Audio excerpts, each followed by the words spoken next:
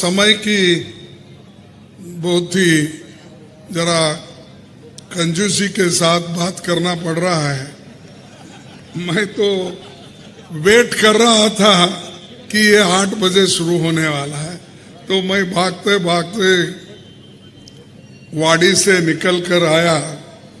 थोड़ी देर लगेगी यहाँ पर मालूम होने के बाद हमने थोड़ा समय लिया, इसलिए मैं आपकी क्षमा चाहता हूँ, माफी चाहता हूँ।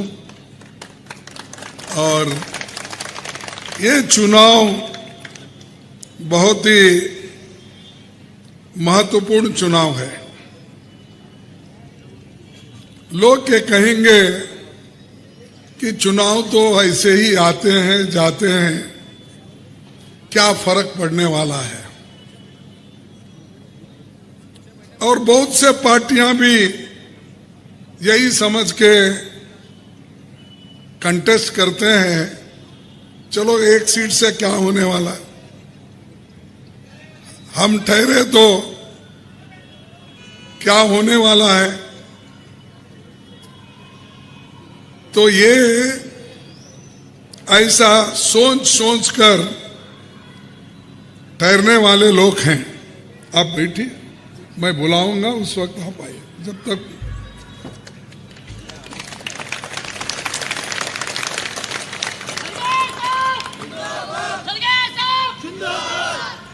तो ये सोचकर बहुत से लोग इलेक्शन में ठहरे। अरे भाई, ठहरे कैसा? आप कैसा हुकूमत बनाने वाले हो? आपके पास कितने लोग हैं और आप लोगों को क्या देने वाले हो? ये अहम मसला है ना। ना आपके पास सारे कर्नाटक में लड़के सरकार बनाने की ताकत है, ना अपने बल पे आने का वो भी कोई आपके पास हैसियत नहीं है।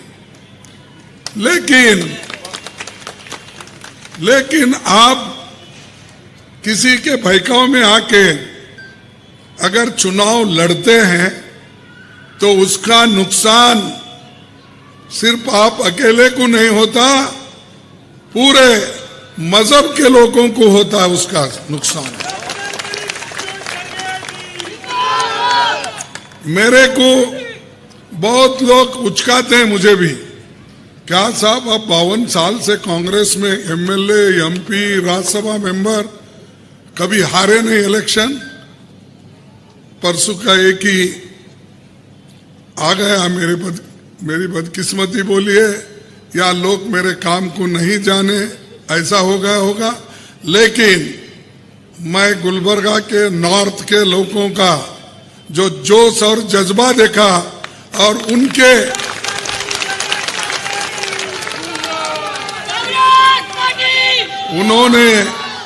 उन्होंने मजबूती से मेरे साथ ठहरा। लेकिन कभी कभी ऐसा होता ना, जब हम साथ में रहते हैं, हमेशा लोग बोलते हैं साहब आप आगे बढ़ो, हम आपके पीछे हैं बोलते हैं। लेकिन हम आगे बढ़ते जाते हैं, वो पीछे वाले कब ढकलते मालूम नहीं होता। तो ऐसा होता है। लेकिन आप हमेशा मेरे साथ रहे, पीछे नहीं या सामने नहीं।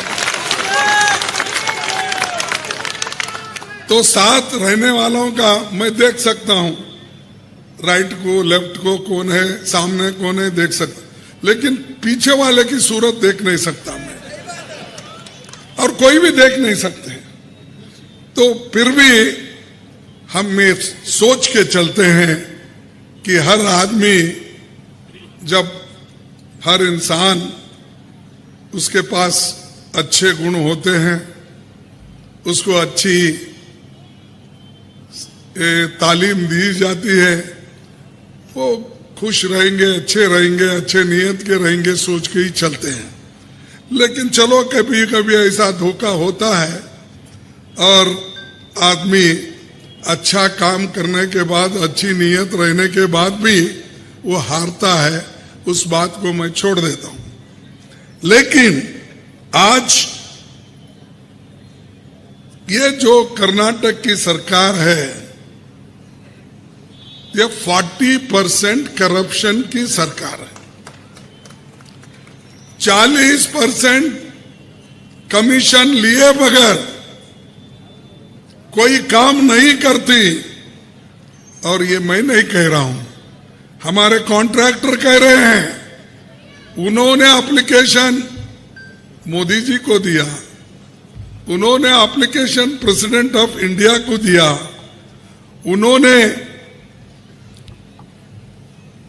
उन्होंने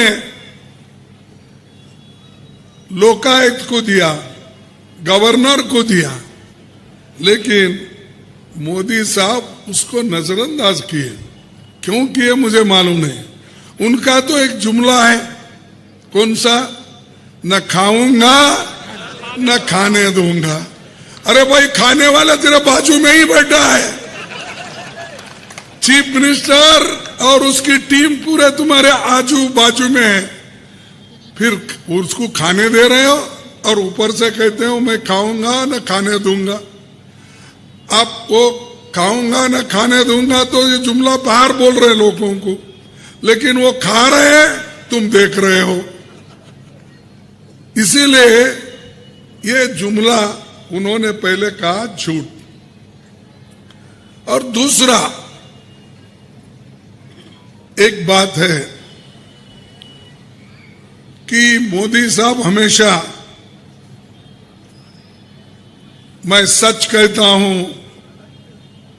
मैं अच्छी सरकार देता हूं। ये कांग्रेस ने क्या किया? 70 साल सबको लूटा। ठीक है भाई, कांग्रेस 70 साल अगर लूटा, आप आके क्या कर रहे हो? कांग्रेस ने तो आजादी दिलाई, कांग्रेस ने तो कॉलेज, स्कूल, इंजीनियरिंग कॉलेज बनाए, कांग्रेस ने तालीम दी। आजादी के पहले 16% लोग पढ़े लिखे होते थे और हमारे एरिया में सिर्फ 12%। लेकिन आज पढ़े लिखे लोग 72% है। 72%। ये किसकी देन है? ये तो आजादी के बाद कांग्रेस ही है ना भाई। 70 साल में क्या किए बोल के पूछते हैं, हम यही किए। आपको पढ़ाया लिखाया, इंजीनियरिंग कॉलेज लाए, मेडिकल कॉलेज लाए, लाकर मोदी जी को भी पढ़ाए, शाह को भी पढ़ाए और उसी कॉलेज। क्योंकि ये आजादी के पहले तो पैदा नहीं हुए थे, ये तो आजादी के बाद में क्या है ना। फिर ये कौन से स्कूल में पढ़ते? हम बनाए तो स्कूल में ही पढ़ना ना। तो ये बार बार हमको पूछते अब क्या करें, क्या करें? बर्बाद करें। अरे हम अगर बर्बाद करते, जमहूरियत को टिका नहीं सकते, या संविधान को, दस्तूर को, उसकी हिफाजत नहीं करते, मोदी साहब, शाह साहब, आप प्राइम मिनिस्टर और शाह जो होम मिनिस्टर बन ही नहीं सकते थे। आपने बना है, हमारे वजह से बना है, हमारे जमहूरियत के वजह से बना है, उसकी हिफाजत हमने की, हमारे दस्तूर के वजह से बना है। फिर भी हमको बोलते हैं क्या किया? अरे इनका दस्तूर तो ऐसा था कि पूछो मत। मैं और एक दिन बोलूंगा, ये चुनाव का है, थोड़ी सी बात को मेरे को नोटिस देते हैं, मेरे को धमकी देते हैं। ये बीजेपी के लोग मुझे मारना भी चाहते हैं, पूरे खानदान को साफ करना चाहते हैं। अरे करो भाई, हम तो मरने के लिए पैदा हो गए।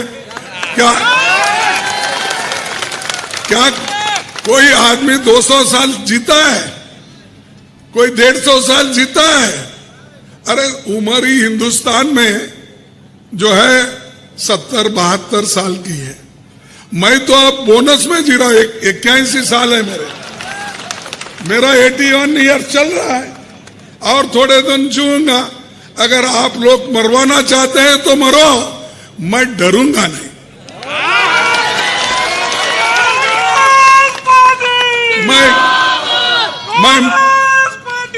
मैं मरूंगा नहीं, मैं उसूलों के लिए लड़ूंगा। पार्लियामेंट में भी लड़ा हूं, अभी भी बाहर भी लड़ूंगा। मेरे को कोई डरा के धमका के तुमके खानदान को खत्म कर दे बोले तो मैं डरने वाला नहीं। भाई मैं बचा हूं, मेरे घर में एक आदमी ही बचा था, मैं डरता नहीं। अरे हम अच्छी काम करने के लिए डरना क्यों? तो ये मोदी साहब हमेशा अपने लोगों को कह के बीजेपी हमेशा मुझे डराती है। मैं तो पार्लियामेंट में ही नहीं डरा, राज्यसभा में नहीं डरा, मुकाबला करते रहता हूं। मेरे जो क्वेश्चन रहते हैं उसका जवाब ही नहीं देते। मैं जब जोर से भाषण करने लगता हूं तो बीजेपी के एमपी को बोलते हैं बीजेपी के लोग, उठो उठो गड़बड़ करो। खड़गे साहब बोल रहे गड़बड़ करो गड़बड़ करो, माफी मांगो माफी मांगो, बोलो। अरे राहुल जी लोकसभा के मेंबर है, मैं राज्यसभा का मेंबर हूं, मैं कैसा माफी मांगू? जिस जगह जिन्होंने बोला है उनसे पूछो ना जाके माफी मांगो बोल के। अगर हिम्मत है तो वो पूछो।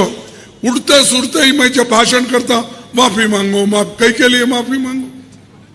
राहुल जी कहे, मैं भी कहा, मेरे भाषण को भी आधा उन्होंने खत्म किया, राहुल जी के पूरे भाषण को खत्म किया। और राहुल ने किया था क्या? राहुल ने यही कहा था, भाई एक आदमी को आप इतना सपोर्ट कर रहे हो जो 2.5 साल में 12 लाख करोड़ का आदमी बन गया। उसकी 2014 में वो सिर्फ 3,000 करोड़ का मालिक था। वो इसमें 9 साल में कम से कम 12,50,000 करोड़ का मालिक कैसा बना? किसने बनाया? हम वो पूछ रहे थे। ऐसा पूछते ही ये पूछते समझकर तुम माफी मांगो माफी, पूरा पार्लियामेंट बंद कर दिया हमने। और बाद में बोलते ये अपोजिशन के लोग हमेशा भाषण करते नहीं, डिबेट नहीं करते, अपने जो भी कुछ डिबेट में मुद्दे हैं वो नहीं रखते, ये हमको बोलते हैं। लेकिन वहां पर गड़बड़ करने वाले लोग यही बीजेपी के लोग, यही एमपी। और मोदी साहब चुप बैठते हैं, ऐसा देखते हैं वो। और दूसरी बात, अभी भी बोला मैं करप्शन का तो दूसरों को चार्ज लगाते, ईडी सीबीआई जो कुछ भी है एजेंसीज लगाओ। कोई अगर अच्छा बात करता है, कोई जर्नलिस्ट है, कोई सही बात करता है या उनके खिलाफ अगर वो बात जाती है, डालो जेल में इसको। अगर कोई तुम्हारे खिलाफ है, लगाओ बुलडोजर उधर। यही तो योगी कर रहा है। वो योगी को लेके ये जो मोदी जी है लेके दोनों फिर रहे भाई भाई के जैसा। अरे आपके पास कानून है, संविधान है और कानून भी है। कानून का इस्तेमाल करके आप सरकार चलाओ, ना कि बुलडोजर लगा के सरकार चलाने की आवश्यकता नहीं है। हमने बनाया कानून इसलिए, कानून के दायरे में अगर कोई कुछ भी करता है गलत, सभी को एक ही शिक्षा होना चाहिए। तो यहां पर वो नहीं चल रहा, ठीक है। दूसरी बात, अनएम्प्लॉयमेंट तो इतना बढ़ गया देश में। मोदी जी तो बहुत बोले पहले, क्या बोले? पहले तो एक जुमला निकाले शुरू में, बाहर का काला धन लाकर मैं आप लोगों को 15-15 लाख दिलाऊंगा, आपके जेब में डालूंगा। बोले डाले हैं? नहीं भाई, डाले होंगे, आप झूठ बोल रहे हैं। नहीं, फिर प्राइम मिनिस्टर कैसा झूठ बोलता है? मैं बोलता हूं, वो बोलते हैं कि भाई खड़गे साहब अपोजिशन में झूठ बोलते बोलते, मैं सही बोले तो वो झूठ बोलते हैं। लेकिन आपको मालूम होगा ना, प्राइम मिनिस्टर 15-15 लाख छुपके लाके आपके घर को दिया है, वो भी नहीं दिया। दूसरा, उन्होंने ये भी कहा हर साल मैं 2-2 करोड़ नौकरियां दूंगा। कहा कि नहीं? 2-2 करोड़ दिया, किसी को मिला? फिर मोदी वो भी झूठ बोला, ठीक है। और तीसरी बात उन्होंने कहा किसानों की आमदनी मैं दुगना करूंगा। किसी किसान की आमदनी दुगनी हो गई है? ये भी झूठ है, ठीक है। तो ये 3 झूठ तो हो गए।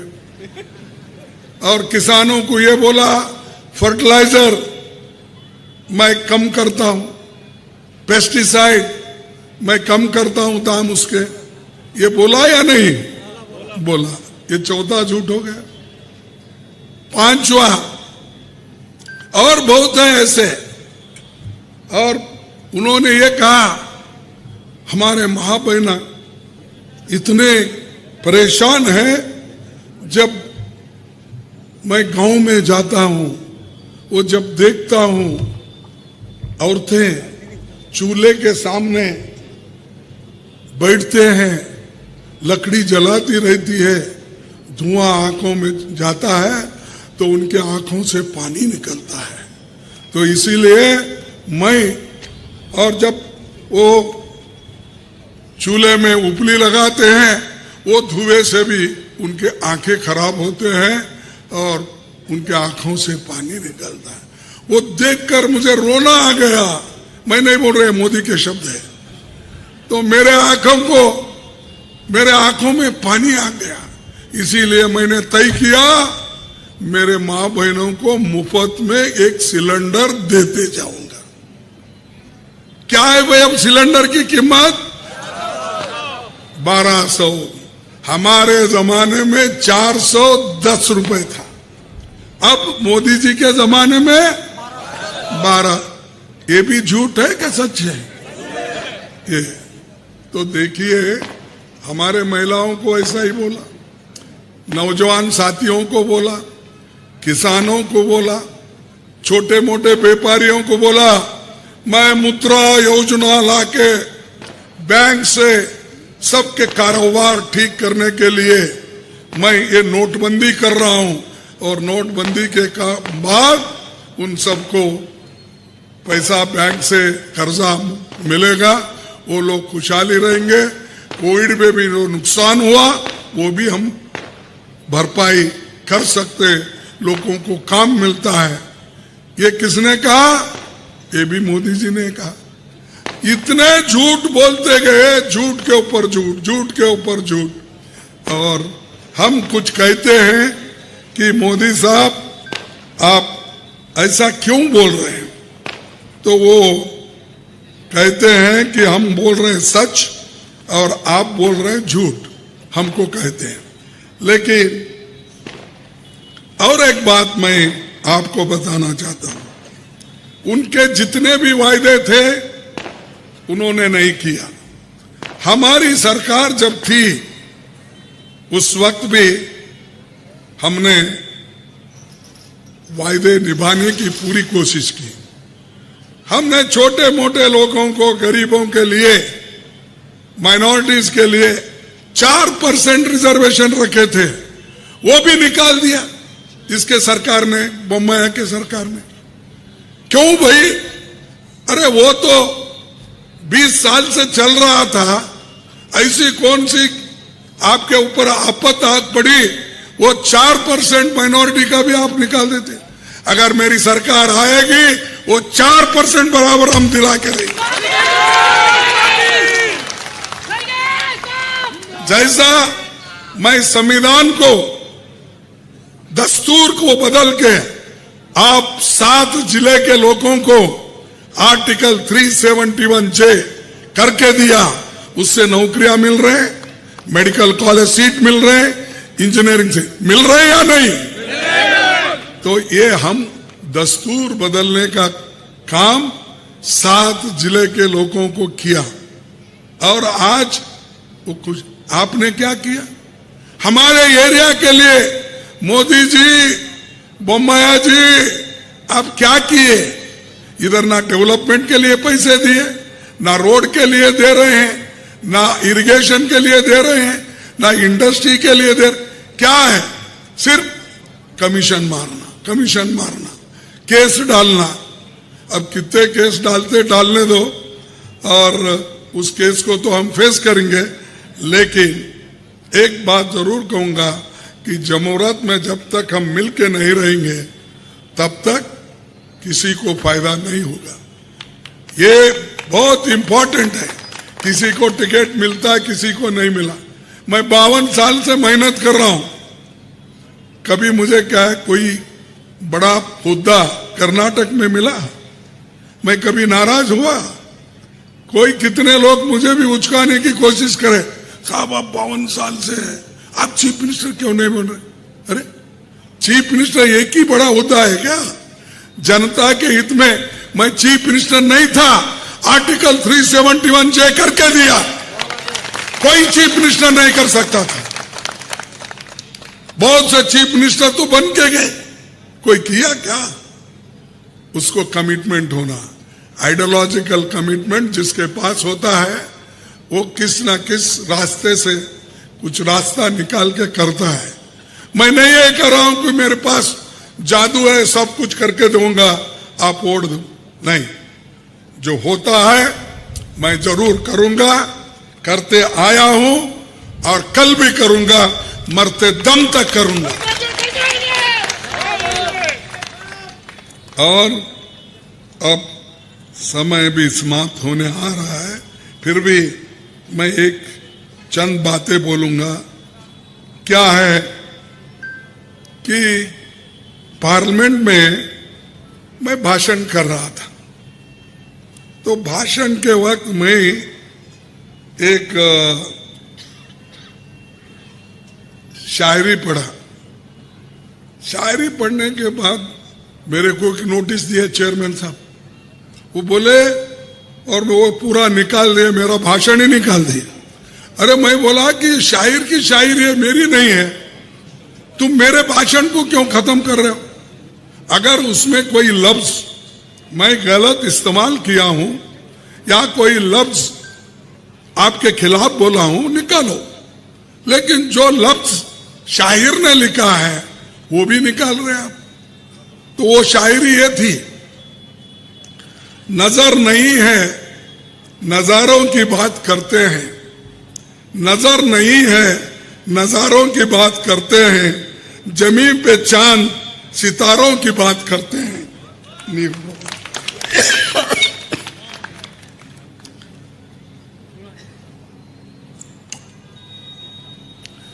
जमीन पे चांद सितारों की बात करते हैं, वो हाथ जोड़कर बस्ती को लुटाने वाले भरी सभा में सुधारों की बात करते हैं।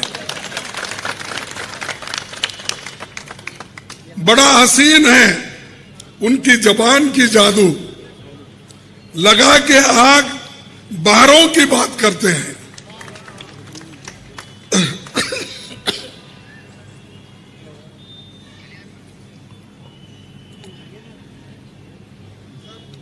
मिली कमान तो अटकी नजर खजाने पर, मिली कमान तो अटकी नजर खजाने पे 40%। नदी सुखा के किनारों की बात करते हैं, वही गरीब बनाते हैं आम लोगों को, वही गरीब बनाते हैं आम लोगों को, वही नसीब के मारे की बात करते हैं, वही नसीब की मारे की बात करते हैं। इसमें बोलो उनके खिलाफ क्या है भी? ये नजर मैंने पढ़ा, इसको पूरा निकाल दिया उन्होंने पार्लियामेंट से कि उनको क्या नुकसान है इससे। ये ऐसे यानी सच बात रखने के लिए भी ये लोग हमको मौका नहीं देते, लेकिन हम लड़ते रहेंगे आखिरी दम तक। जब तक सांस है हम पूरे हमारे जो भी आइडियोलॉजी है उस आइडियोलॉजी पे हम करते रहे।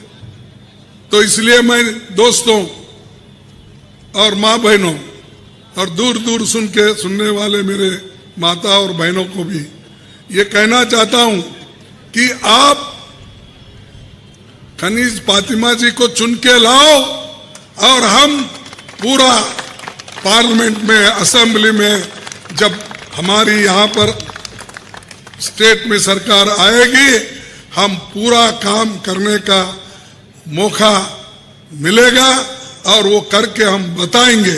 इसीलिए आप सभी लोग उनको वोट देना चाहिए।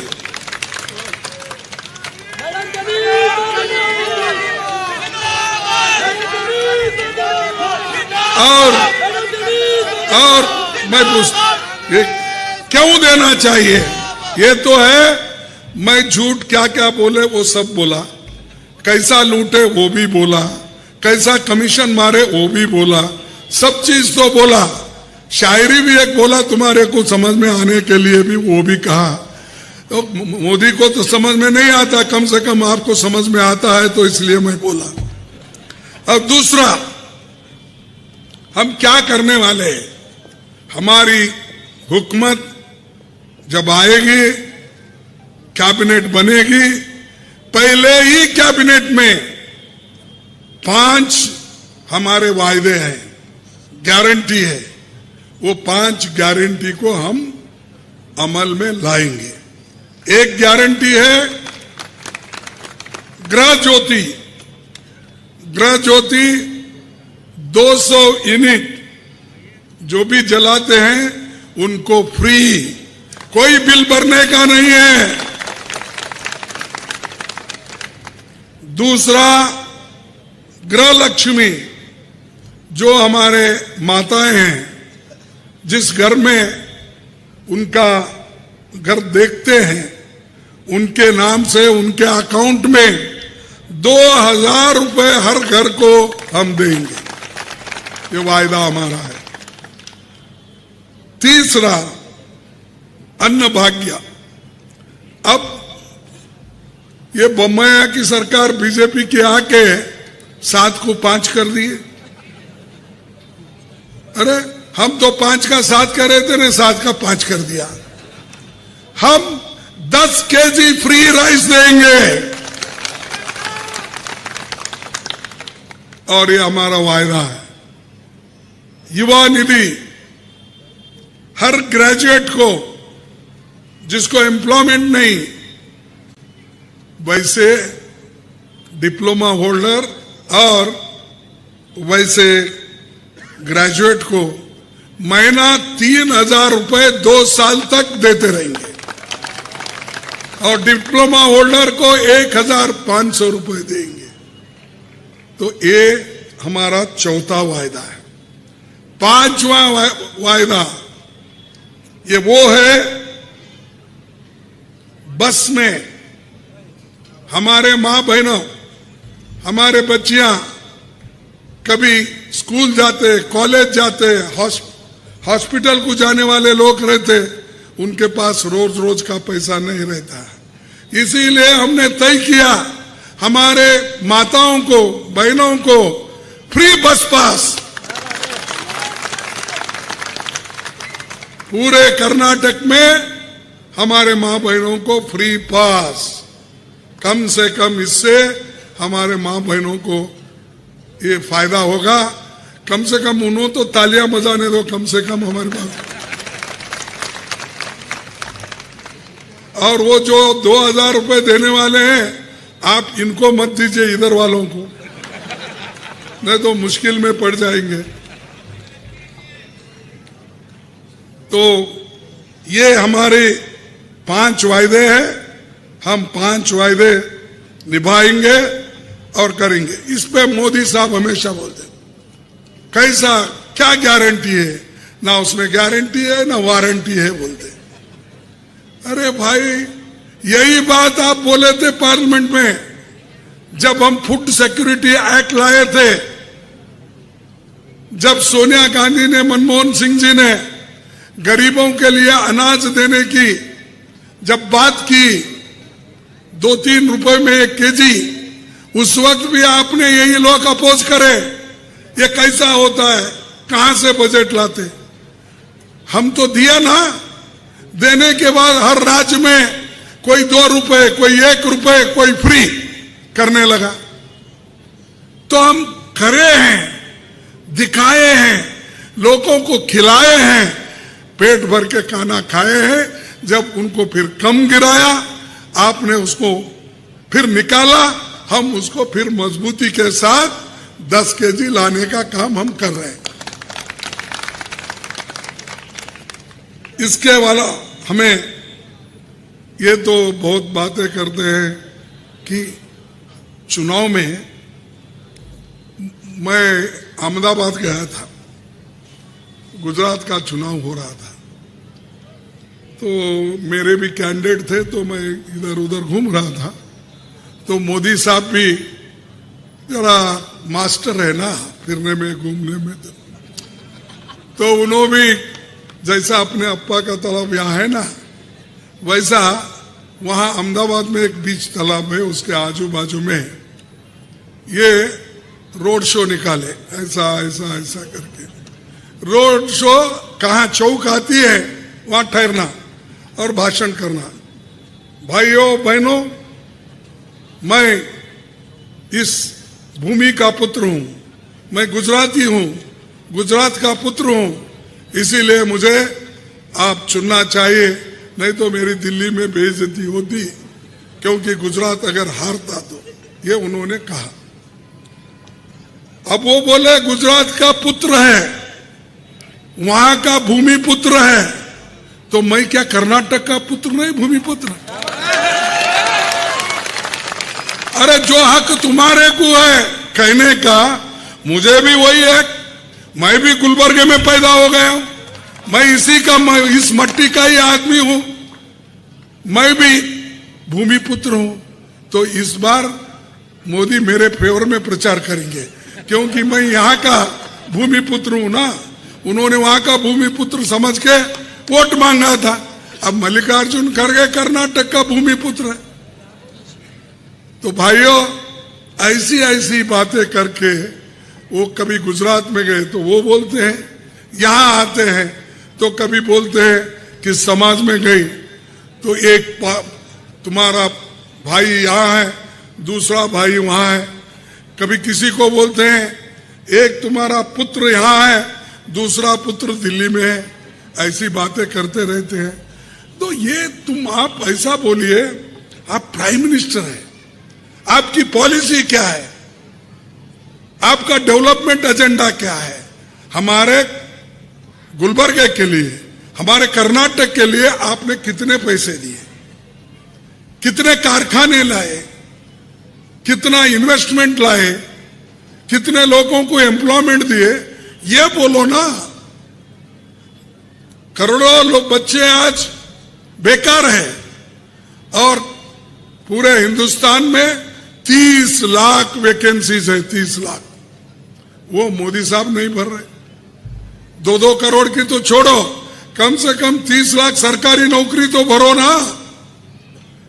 और यहां कर्नाटक में 2,60,000 नौकरियां हैं। फिर बोम्मई साहब को बोलो नौकरी भर्ती करो।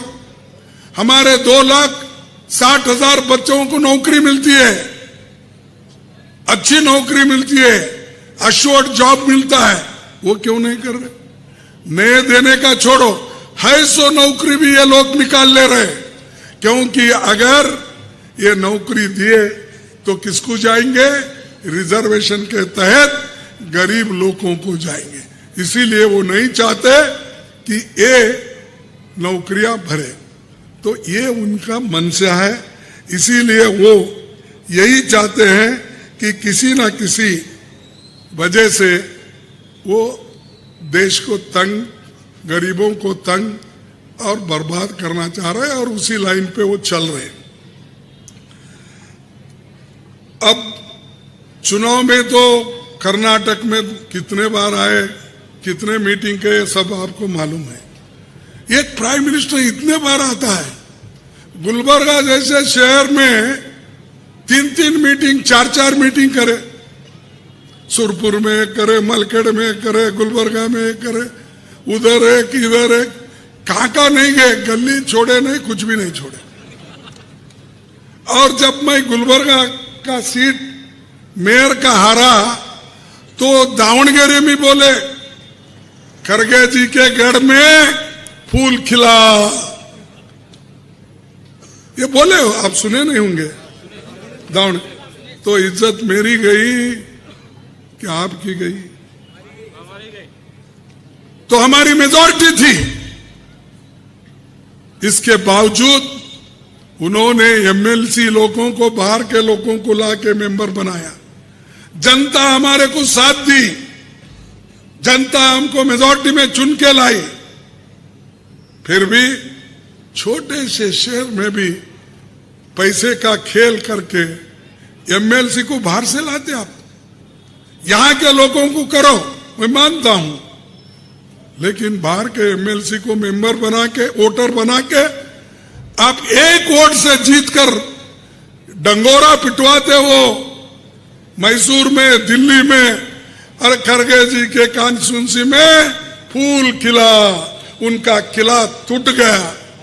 अरे मेरा किला मेरे लोग हैं, तुम्हारे हाथ से क्या होता तोड़ने?